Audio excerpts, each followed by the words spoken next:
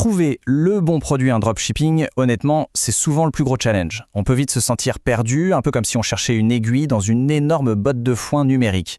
Alors comment on passe de cette incertitude à une vraie conviction ?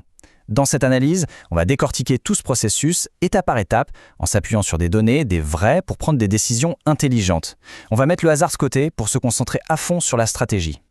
Alors, voilà le programme. D'abord, on va définir ensemble ce qu'est un produit gagnant. Ensuite, on partira à la chasse aux bonnes idées. Après ça, place à l'enquête. On va plonger dans les données, analyser la concurrence pour être sûr de notre coup. Et pour finir, on verra un point essentiel. Le produit, même s'il est génial, ne suffit pas toujours. Allez, c'est parti. Bon, on entre dans le vif du sujet. Première étape, et c'est sans doute la plus importante, avant de se mettre à chercher, il faut savoir quoi chercher. Définissons ensemble les caractéristiques d'un produit qui a toutes les chances de cartonner. Ah, ça, c'est la question qui vaut de l'or. Et la réponse, ce n'est pas une histoire de chance ou de feeling. Non, il s'agit de s'appuyer sur des critères bien précis, bien objectifs, pour faire un choix éclairé et surtout pas un pari risqué. Donc, un produit gagnant, ce n'est pas de la magie. C'est tout simplement un article qui coche les bonnes cases. Des cases qui sont, elles, validées par les données du marché. C'est aussi simple que ça.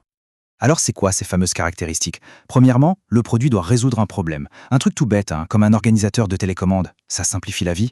Deuxièmement, il doit viser une communauté de passionnés. Pensez aux fans de VTT par exemple. Ils n'hésitent jamais à dépenser pour leur passion. Troisième point, le potentiel d'accessoires. C'est souvent là-dessus que les marges sont les meilleures. Quatrièmement, il doit être facile à promouvoir sans se heurter à des restrictions publicitaires. Et enfin, le Graal, s'il est difficile à trouver en magasin, c'est un avantage énorme en ligne. Et maintenant, parlons du nerf de la guerre, la marge. Il faut viser entre 30 et 50%. C'est absolument crucial. C'est cette marge qui va payer la pub, les frais et surtout qui va générer un bénéfice. Sans ça, même le meilleur produit du monde ne sera pas viable. Ok, on sait ce qu'on cherche. Maintenant, il est temps de passer à l'action, la chasse aux idées. C'est le moment d'ouvrir grand les yeux et d'être un peu créatif. Les réseaux sociaux, c'est une vraie mine d'or pour ça. Sur TikTok, par exemple, le hashtag TikTok made me buy it est une pépite. Sur YouTube, les vidéos de unboxing sont un super indicateur de ce qui plaît. Et petite astuce, beaucoup de ces produits qui deviennent viraux sur Amazon viennent en fait tout droit d'AliExpress. Une autre méthode, encore plus directe, c'est d'aller directement à la source. Sur un site comme AliExpress, c'est hyper simple. On choisit une catégorie assez large, comme maison et jardin, et on trie les résultats par nombre de commandes. Ça permet de voir instantanément ce qui se vend comme des petits pains. C'est la preuve qu'il y a déjà une forte demande. Bon, on a des idées, c'est super. Mais maintenant, il faut les passer au crible des données pour voir si elles tiennent vraiment la route. C'est le moment de jouer les détectives. Premier outil dans notre boîte, Google Trends. C'est gratuit, c'est puissant et ça nous montre l'évolution de l'intérêt du public pour n'importe quel sujet, juste en se basant sur les recherches Google. Google Trends donne 3 infos clés. D'abord, le volume de recherche, pour voir si la tendance est à la hausse ou à la baisse. Ensuite, la saisonnalité. Est-ce qu'on est en train d'essayer de vendre des bouées en plein hiver ? Ça évite de grosses erreurs de timing. Et enfin, la géographie, pour savoir où se concentrent les clients potentiels. Deuxième outil indispensable, Audience Insights de Meta. Là, on quitte Google pour entrer dans l'univers de Facebook et d'Instagram. C'est l'outil parfait pour comprendre en détail qui sont les futurs clients. Grâce à cet outil, on peut dresser un véritable portrait robot du client idéal. Son âge, ses passions, où il vit, tout y est. Et un conseil important, il faut viser une audience entre 100 000 et 1 million de personnes. C'est le juste milieu parfait. Assez de monde pour vendre, mais pas trop pour ne pas être noyé dans la concurrence. Parfait, on a un produit qui semble prometteur et qui est validé par les données. Il est temps maintenant de jeter un œil à ce que font les autres. Qui est déjà sur le terrain ? Et là, c'est un peu le moment de vérité. Si on ne peut pas rivaliser avec les sites qui sont déjà en première page de Google pour les mots-clés qui nous intéressent, la bataille risque d'être perdue d'avance. Il faut savoir que la quasi-totalité des clics se fait sur cette fameuse première page. Alors comment on évalue cette difficulté concrètement ?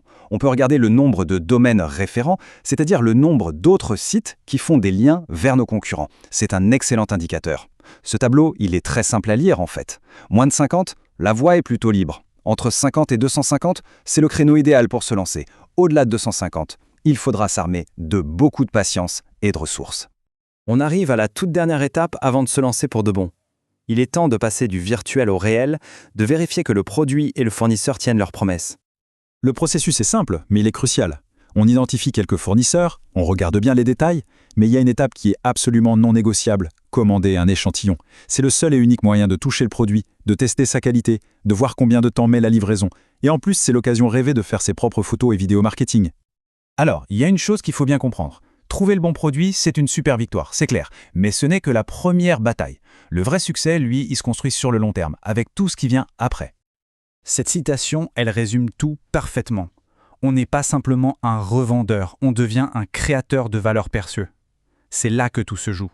On ne vend plus seulement un objet, on construit une marque, une expérience, une histoire autour de cet objet.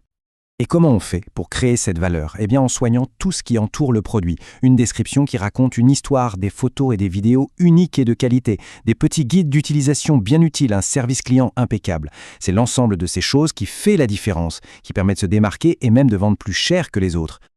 On termine donc sur cette question qui est essentielle. Le produit a été trouvé, mais le plus dur ou en tout cas le plus créatif commence, le marketing, la création de la marque. Alors la question c'est, comment cette histoire va-t-elle être racontée pour donner aux clients l'envie non seulement d'écouter, mais surtout d'acheter ?